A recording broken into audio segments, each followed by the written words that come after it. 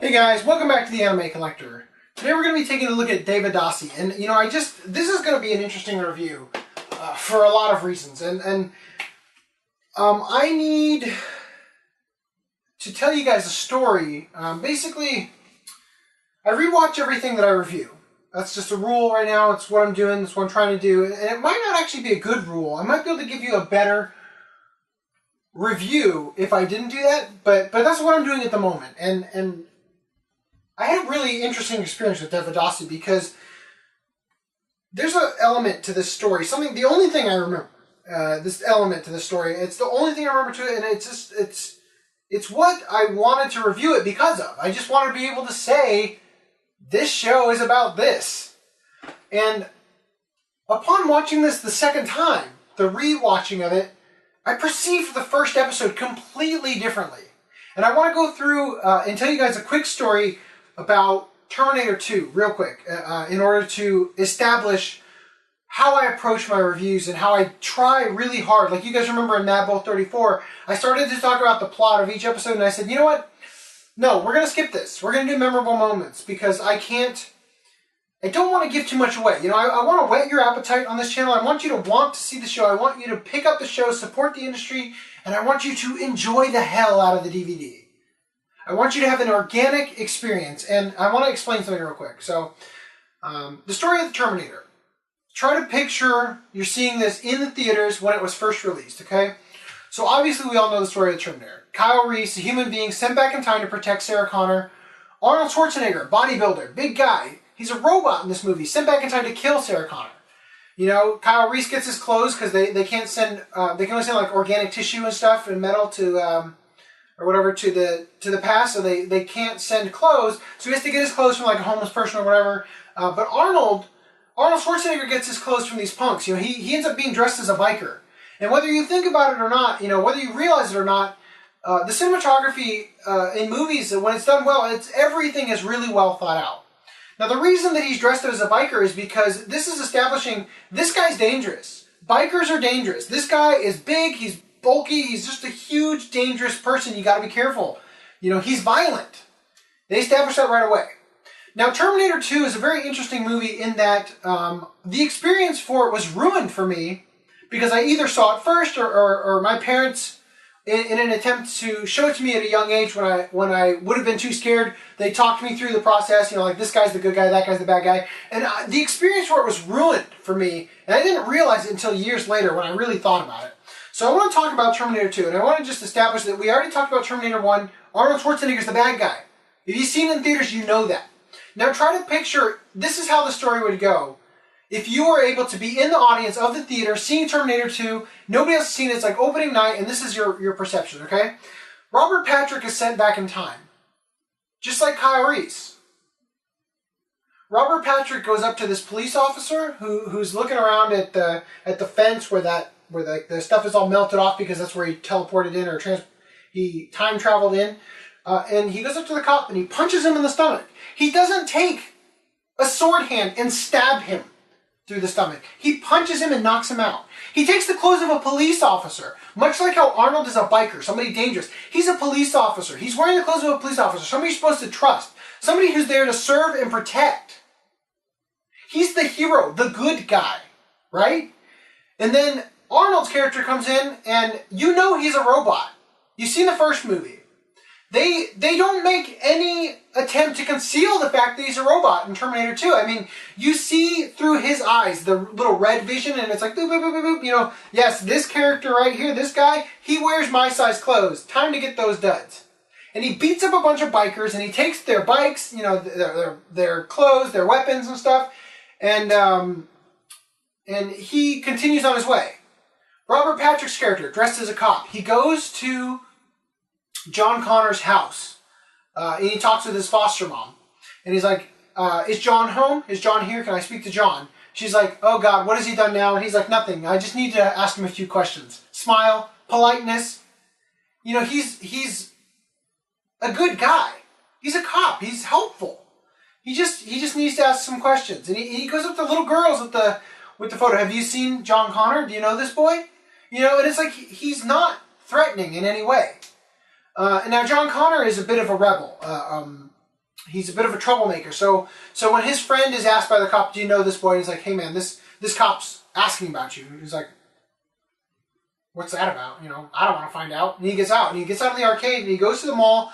He goes through the mall, and he goes to the to that part where like the hallway is between the stores and the mall. And who comes around the corner? Arnold Schwarzenegger, the Terminator. We know who this is. He's the bad guy. Not only that, but to drive the point home, what do you see the first time John Connor sees him? He pulls a shotgun out of a box of roses. One of the most amazing elements to any movie. Just so beautifully well put together.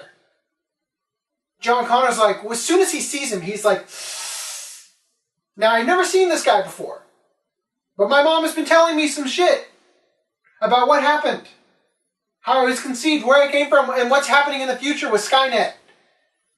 You know, it's like he knows the description of this guy. He knows to be afraid, and he sees the shotgun, and he's like, I would rather be with the cop right now. Wouldn't we all? You know, then he turns around, and Robert Patrick pulls out a gun. And Arnold Schwarzenegger says, get down. John Connor gets on the ground, and Arnold blows a hole in Robert Patrick. And at that point, the audience is like, whoa! We didn't know what liquid metal was. We never heard of a T-1000. We knew what the T-800 was, because it's the same model as the Terminator that went there in the first movie. So for us, it's like, for me, it was ruined. My parents told me, or I saw Terminator 2 first, and I remember seeing it at a really young age, but it was ruined for me. And I've always told my wife, you know, if I ever got amnesia, before you call the doctors, please show me Terminator 1 and Terminator 2 so I can just experience that, because I've always wanted to experience that organically. So I have to be careful when I review things for you guys so that I don't ruin something like that. Because can you imagine what it would be like if I just jumped in here, if this was a Terminator 2 review, and I said, so in this movie, Arnold's the good guy, and you'd be like, that would just ruin that experience for you guys if you had no idea, you know? And I may have ruined it for you if you really have somehow not known about Terminator. But with Devadasi, something happens on a sort of a smaller scale, but it sort of feels that same way. Where something happens that, watching it the second time, watching Terminator for the second time, you already know who the good guy is and who the bad guy is. And you view the actions of both guys differently. You know, I analyze the actions of Robert Patrick. You know, if I had not known ahead of time that he was the bad guy, I would have viewed upon the second time, because having seen him cut people up and stuff with the blade hands, I would have viewed the intro stuff different, like, how did I not know? You know? But it's filmed very specifically. And the cinematography in Devadasi is actually amazing to me. There's some really great elements to it. And I want to talk about it, but first let's start with my personal history of the show. I had no preconceived notions about Devadasi whatsoever. I every time I buy something off of Right Stuff, I always try to spend over $100 so that I get free shipping. I rationalize overspending that way. And so oftentimes when I'm close to $100, I'll go to the bargain bin and I'll look through it. And I saw Devadasi a couple times, and I was really intrigued by the cover. The name was interesting to me. I always called it Devadasi. Thought that was cooler, but I found out once I saw it was Devadasi. I liked the typography of it, and it was something about it was interesting. And that's weird, really, because I'm not really into mech shows. That's my least favorite genre, I'd say. I've seen some good ones. You know, this one I would consider something I like, but it was interesting. You know, it was a really interesting experience even watching this. And as far as the DVD goes, there's one special feature, and that's just that there's trailers from other things from Anime Works. It's English and Japanese audio. I recommend the English one. It's a really, really good English dub.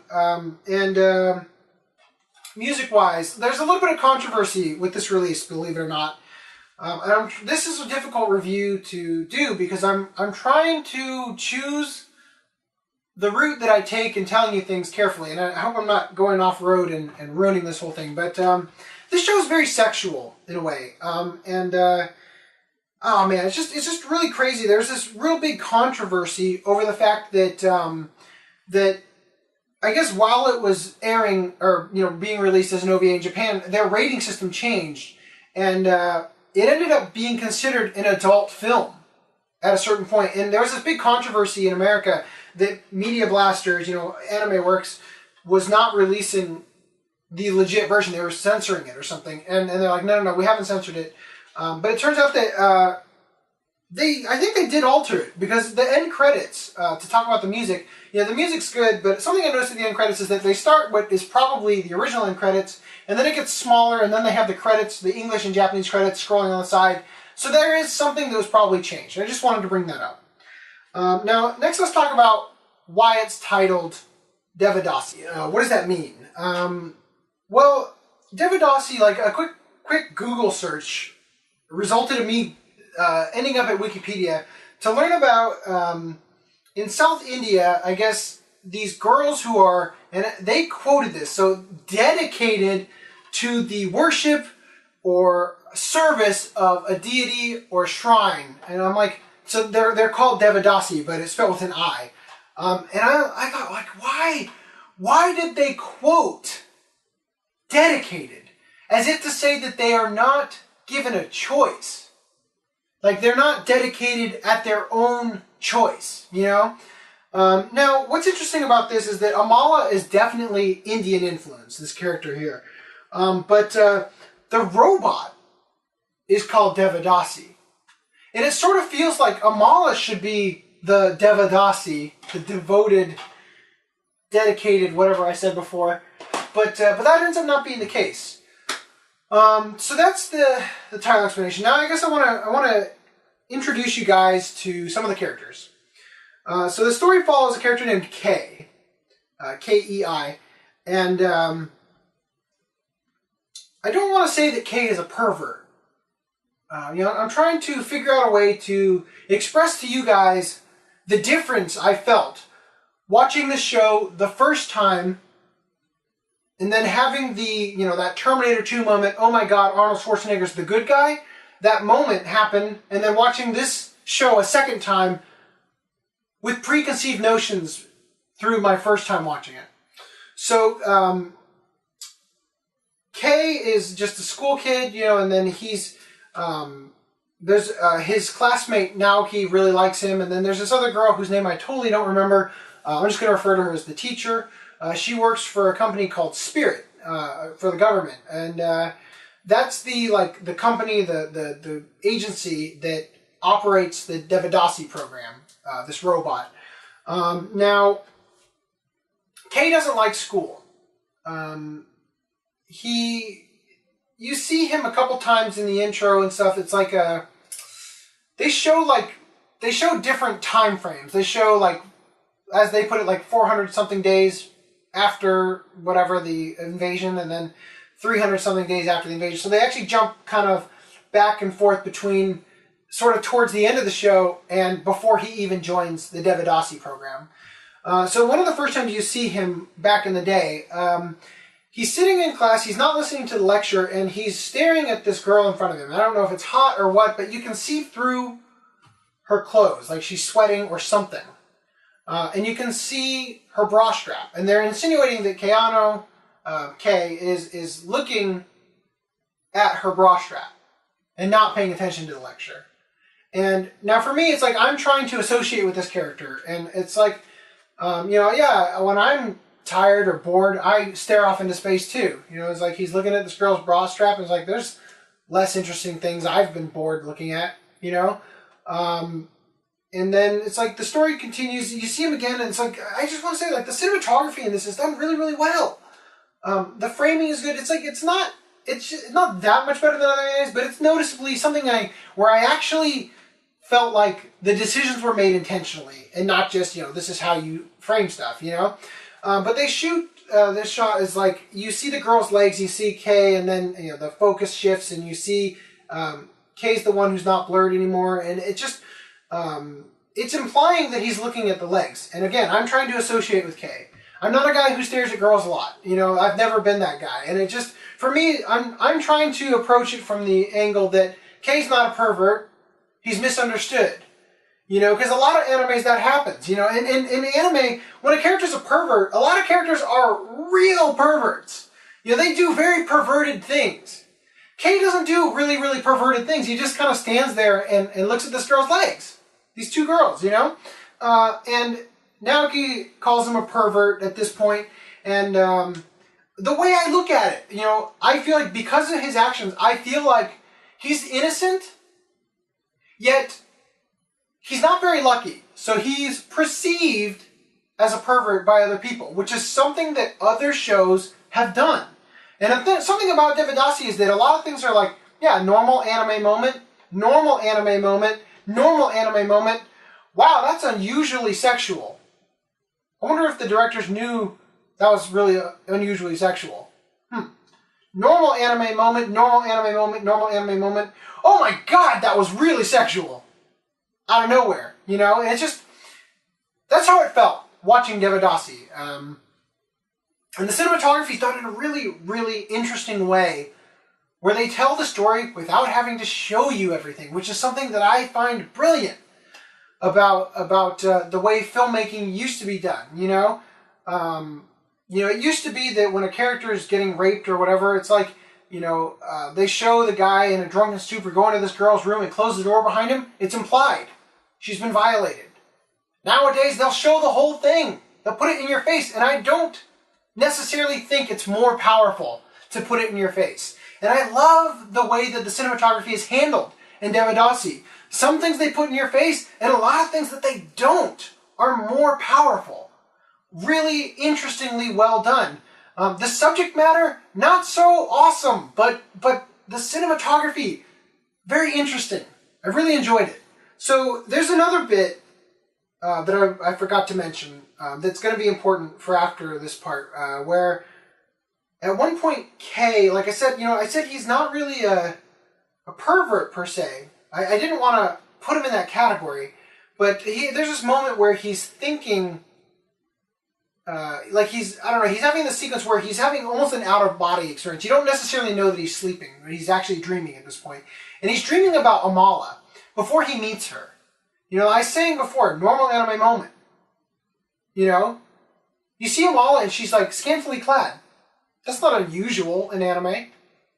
The way that they use the camera and stuff, they're just going across her body and stuff, and she's like in the darkness and stuff, and it's just like nothing unusual about it. Then Kay wakes up. And he's like, whoa, you know, And I'm like, yeah, man, late for school. Get it together. You know, because I was trying to associate with this character. All right, now let me read to you guys the back of this, because I actually read this before rewatching the show, and there's a question on here, something they say, I kept asking a question. So, superior technology may have bloomed by the year 2012, but it has not changed the face of humanity. For young men like Kay, life is still plagued by nothing but homework and girl trouble. When an unknown force besieges Earth with robotic war machines, it is Kay who is chosen to defend the human race. In order to activate the superweapon Devadassi, Kay must find his perfect match. Only one man and one woman together can use the Devadassi and protect the peace of mankind.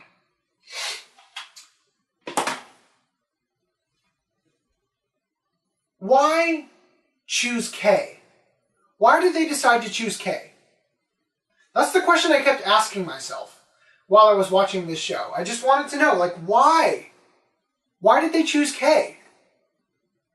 You know, and what I want to do right now is I want to go through the cinematography and the choices that they made in a certain sequence in the show, and I want to give you guys my perception of that the first time I watched the show, and then I want to go through and give you guys the bombshell that they drop on you halfway through the show.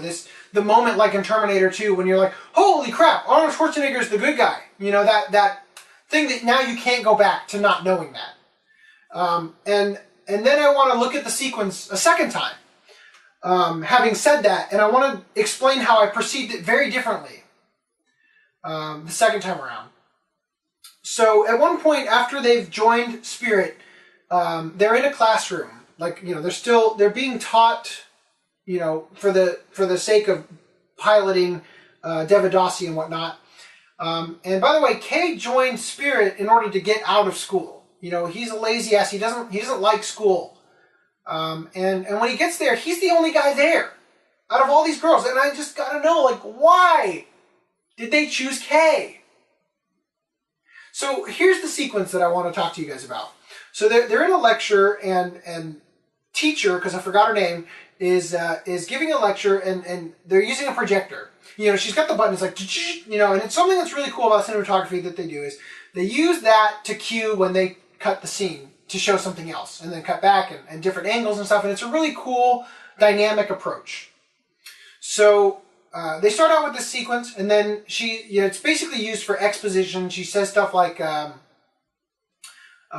know, it's been over a year since the aliens attacked, and yada yada yada. And then they're just giving the audience a little bit of backstory, and she's, you know, using it to instruct them on the history of what's going on. And then it shows the outside of the school, and you see what life is kind of like there for Kay and what he's like. And you see the girls, and they're like 1, 2, 1, 2. They're running past this the school. You know, they're running on the track, and then lagging behind him is Kay. And he's running like an idiot. Like, just, I can't even mimic it. It looks as though if you were to take what he's doing and do it in place, it looks like he's dancing. It just looks ridiculous. It looks absolutely ridiculous. And I'm like, how pathetic. This guy is definitely not an athlete. Why did they choose Kay? You know, why? And then it goes on from there, and it goes back to the lecture hall, and they say something. They're talking about like nanomachines and how Japan has to take precautions to protect them. And then it cuts to Kay at the nurse's office getting a shot. And Naoki says something like, "You're such a baby." Kay's not even trying to act tough in front of all these girls. He's the only guy there. He's not even trying to act tough. Why did they choose Kay? Then from there, it goes on to another sequence where you see him, and he's refusing to eat the healthy food. He's like, oh, God, gross, you have this. He's not health conscious, not nutrition. He doesn't care about his own body. Why did they choose Kay? After that, it cuts back to the lecture. And you see just a little bit more of her talking and stuff. And then from there, it cuts to like a math book. And now he says, oh, yes, I love math. I love that we get to study math. I understand why Naoki's there. Then Kay's like, God, I hate math. Why did they choose him? Why did they choose Kay? This is what I was asking myself as I'm watching this sequence and studying it. And then the next shot, I love the next shot. You know, it shows, in order to keep it from getting stale, in order to keep your attention, they just give you another angle. Because you're only really supposed to be hearing what's being said at this point. You don't need to be a part of this classroom. So they're just giving you more things to look at. And I personally felt like this was a beautiful choice. They choose to show the teacher like around her legs and stuff. And I thought it was really cool because I've always really liked the way that you know, old TVs and projectors, the way that they light things. And I thought it was really awesome that they took this opportunity to show the way that the light falls differently on her skin, the fabric of her dress, and her coat. I thought that was really cool. And again, I was trying to be on Kay's side, associating with Kay.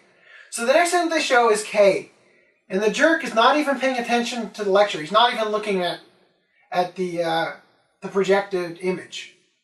Why did they choose Kay? I'll tell you why they chose Kay. Oh dear. It's not uncommon in anime for robots to require the piloting through two people, and it's not uncommon for it to require young kids. Some shows don't even try to explain it. Other shows have a really BS reason. Oh, this show has a reason. You know, it's kind of like in like Pacific Rim, where it's like they fought each other, they needed to get good matches, they needed to be in sync with each other. Controlling one half of the robot while the other half is being controlled by somebody else. You know, they had to be able to move in unison and be almost one person.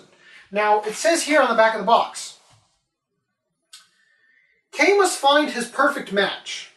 Only one man and one woman together can use the vadasy and protect the peace of mankind.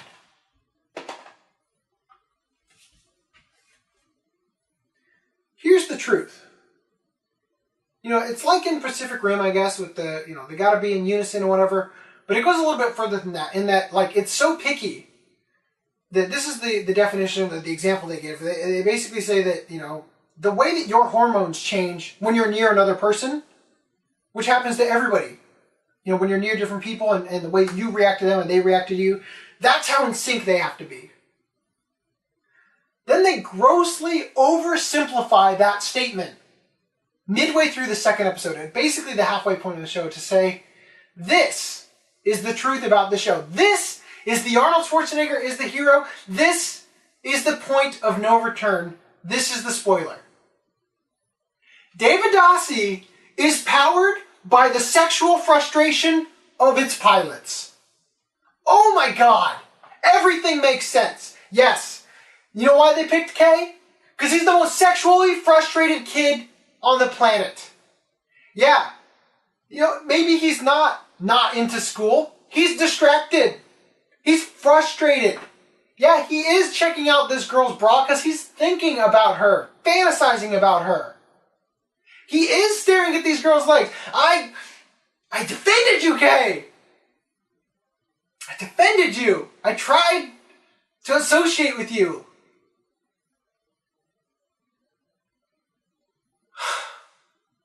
When he has that dream about Amala, and he wakes up and goes, ugh.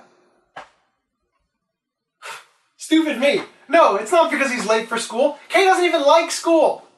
Dude had a wet dream. That's why he's like, oh no. Let's look at the sequence again.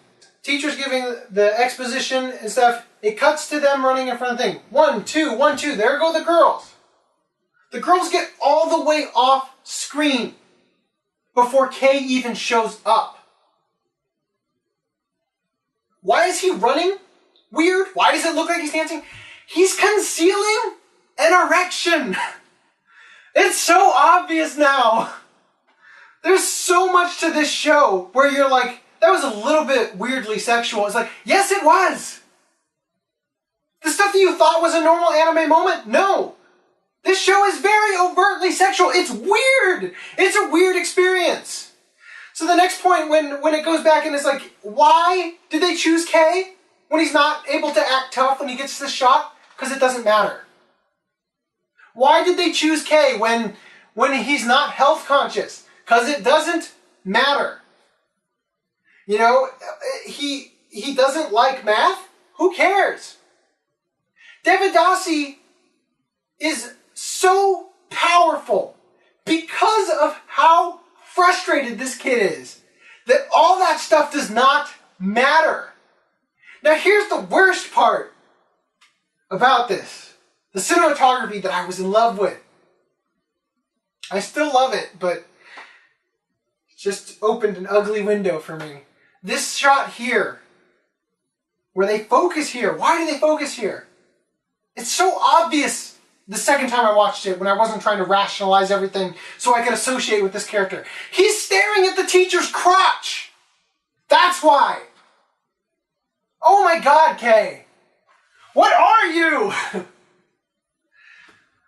Oh, after that point, now he even makes it look like she's disgusted and yet also jealous because she's in love with Kay. And it's just, oh man, it's so crazy, this show.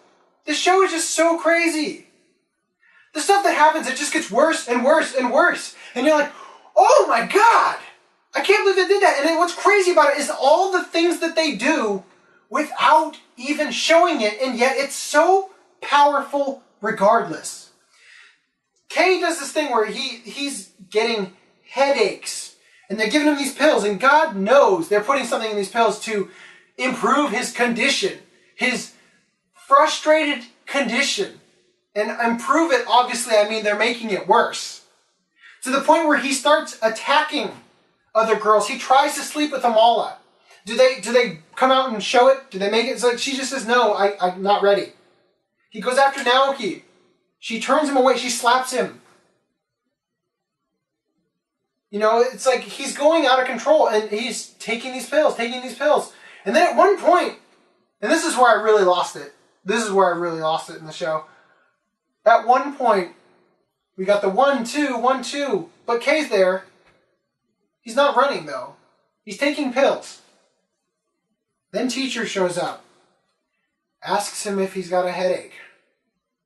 Come with me to the nurse's office and I'll take care of you.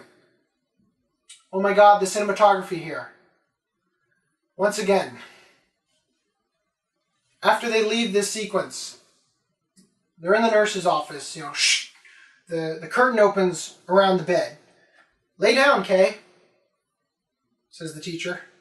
I still don't remember her name. She takes off her coat. She takes off her glasses. She presses a button on the phone, which turns off the surveillance of that room.